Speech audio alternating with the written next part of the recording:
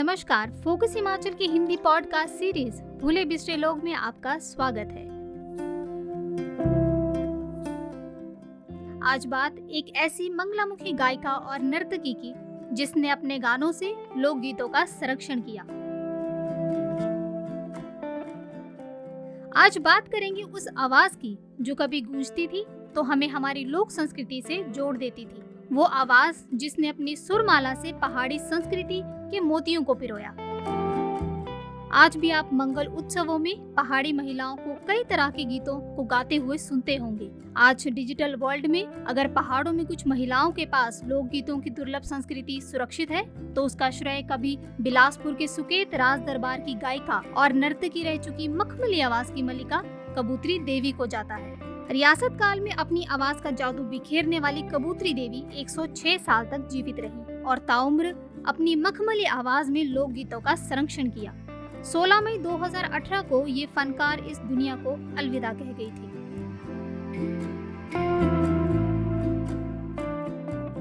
लोक गायिका कबूतरी देवी का संबंध जिला मंडी के नाचन विधानसभा के कुटवाची पंचायत से माना जाता है। वे शहनाई वादकों के पचीकरण गांव की निवासी थी और सुकेत राज दरबार की मंगलामुखी गायिका और नर्तकी थी। बिलासपुर कंजैली में माता रुमालू देवी और पिता हजारू राम की बेटी कबूतरी देवी सुकेत के पंजौट गांव में पली बड़ी। कबूतरी के पिता हजारू राम सुकेत राज दरबार के शहनाई वादक थे। गायकी का हुनर कबूतरी देवी को विरासत में मिला। छोटी उम्र में ही शहनाई वादक आत्माराम से कबूतरी देवी का विवाह हो गया था। गायन में माहिर होने के बाद कबूतरी देवी ने सुकेत राज दरबार में गाना शुरू कर दिया।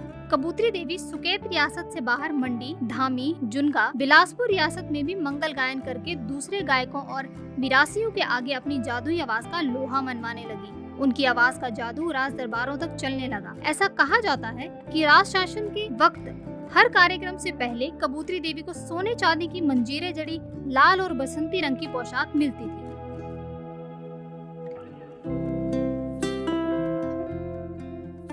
सोलह मई 2018 को 106 साल की उम्र में कबूतरी देवी इस जहां को अलविदा कह गई। आखिरी वक्त में भी उन्होंने संगीत से नाता नहीं तोड़ा था, लेकिन उन्हें मलाल था कि अब नए गायकों में लोकगीतों के लिए प्रेम कम हो गया है। करसोग से लोक संरक्षक व लोकगीत के प्रेमी डॉक्टर जगदीश शर्मा बताते हैं कि अपने अंतिम दिनों में भी कबूतरी देवी जब मानसिक हालत से ठीक नहीं थी तब भी वे अपने कोमल स्वर में लोकगीत गाती गुनगुनाती रहती थी। मुझे साल 2002 में कबूतरी देवी के गीत सुनने का सौभाग्य मिला था। 2012 में रियासत काल के गुजरे जमाने की शतायु लोक गायिका के गीतों को रिकॉर्ड करने के लिए आकाशवाणी शिमला के वरिष्ठ उद्घोषक डॉक्टर हुकुम शर्मा, अक्षर सिंह परमार और सौरभ अग्निहोत्री कबूतरी देवी के घर पचीकर पहुंचे थे। वे आयु के इस पड़ाव में भी कबूतरी देवी के गीतों की लय और स्वर से बहुत प्रभावित हुए थे। अपने अंतिम दिनों में कबूतरी देवी अपने सुनहरे दौर की यादों में खोई रहती थी। वे अक्सर कहती थी कि राजाओं के राजपाट नहीं रहे, लेकिन उनकी यादें आज भी उनकी आंखों के सामने आ जाती हैं। उस बीते जमाने का शाहीपन, दरिया दिल, आदर की भावनाएं, सम्मान और ईमानदारी कबूतरी को आखिरी लम्हों तक याद रहा। देव महासु नाग कटवाची द्वारा रोजमर्रा के लिए कबूतरी के पूर्वजों को दान में दी गई 10 बीघा जमीन कई हिस्सों में बंट गई है। वे थोड़ी सी जमीन पर फसल पैदा कर बड़ी मुश्किल से गुजारा करती रही। रियासत काल के समय में वर्ष भर राज परिवार में कोई कार्यक्रम, मांगलिक उत्सव, जन्मदिन, शादी ब्याह आयोजित होता था तो कबूतरी देवी गाना गाने जरूर जाती थी। राज परिवार में मृत्यु होने पर भी कुटन पीटन मृत्यु के गीत गाने में दाहुओं का नेतृत्व करती थी। लेकिन कालांतर में मंगल मुखियों का सम्मान खत्म हो गया। अब तो संक्रांति के दिन भी किसी के घर से मंगल धुन बजाने का निमंत्रण ही नहीं मिलता। मंगल मुखियों के पुश्तैनी पेशे को वैज्ञानिक साधकों की चमक धमक ने प्रभावित कर इनके आर्थिक जीवन को झकझोर कर रख दिया।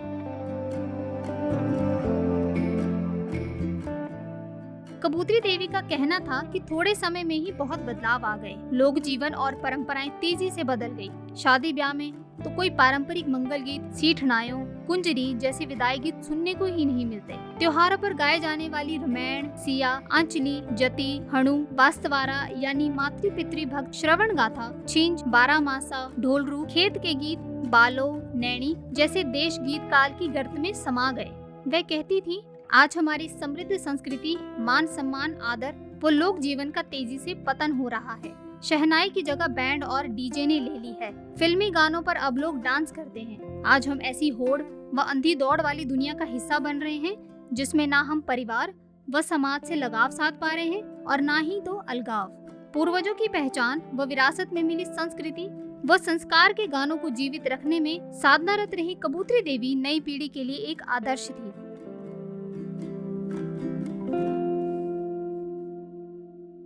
आज सोशल मीडिया की दुनिया में शायद ही कहीं कबूतरी देवी जैसी लोक गायिका की आवाज सुनने को मिले।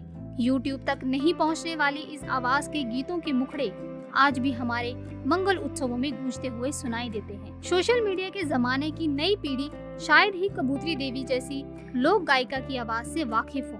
लोक संस्कृति के झरोखे खोलने वाले लोक गीतों के संरक्षण को लेकर कबूतरी देवी का दुख भी सही था।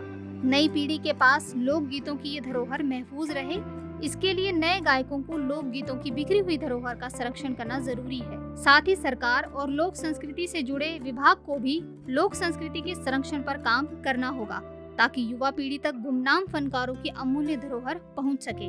तो ये थी कहानी लोक गायिका कबूतरी देवी की। ऐसी ही और प्रेरक कहानियों के साथ आपके बीच आते रहेंगे।